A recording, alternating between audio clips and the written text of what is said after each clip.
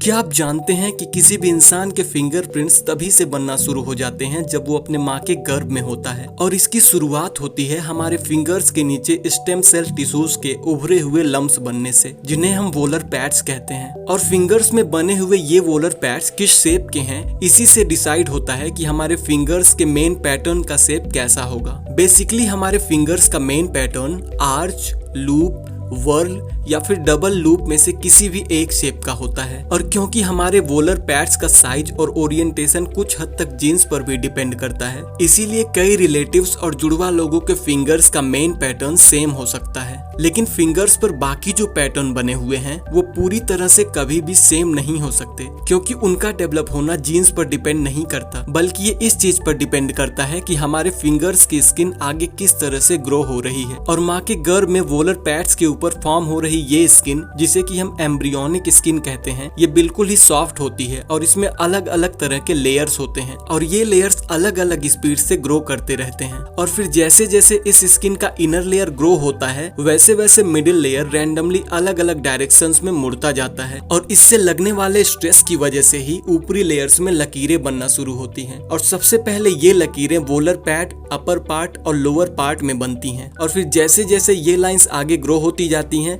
वैसे वैसे कई ऐसे स्पॉट्स बनते जाते हैं जहां या तो ये लाइंस ब्लॉक हो जाती हैं या फिर दो पार्ट में स्प्लिट हो जाती हैं। और किसी भी जगह पर ये लाइंस स्प्लिट होंगी या फिर ब्लॉक होंगी, ये भी कई तरह के फैक्टर्स पर डिपेंड करता है, जैसे कि फिंगर्स की स्किन लेयर के नीचे की नर्व्स और कैपिलरीज किस तरह से ग्रो हो रही हैं, गर्भ में किस तरह से फ्लूइड का प्रेशर चेंज हो रहा है, और ग्रेविटी के हिसाब से फिंगर्स की दिशा और ओरिएंटेशन किस तरह की है। और क्योंकि पर्सन टू पर्सन इन सारे फैक्टर्स में बहुत ज्यादा वेरिएशन होता है, इसीलिए इन लकीरों का ब्लॉक होना या फिर दो पार्ट में स्प्लिट होना भी बहुत ही रैंडम और अनप्रिडिक्टेबल होता है। और किसी एवरेज पर्सन में ऐसे लगभग 50 अलग अलग स्पॉट्स होते हैं जहां या तो ये लाइंस स्प्लिट होती हैं या फिर ब्लॉक होती हैं। इसके अलावा इनके बीच के गैप्स और पैटर्न्स भी बिल्कुल रैंडम होने की वजह से ऐसे अनगिनत कॉम्बिनेशन बन जाते हैं, जिसकी वजह से दो लोगों का फिंगरप्रिंट एक तरह का हो पाना लगभग नामुमकिन हो जाता है। तो दोस्तों, ऐसी और भी इंटरेस्टिंग वीडियोस के लिए आप इस वीडियो को लाइक और हमारे इस चैनल को सब्सक्राइब जरूर कर दीजिए।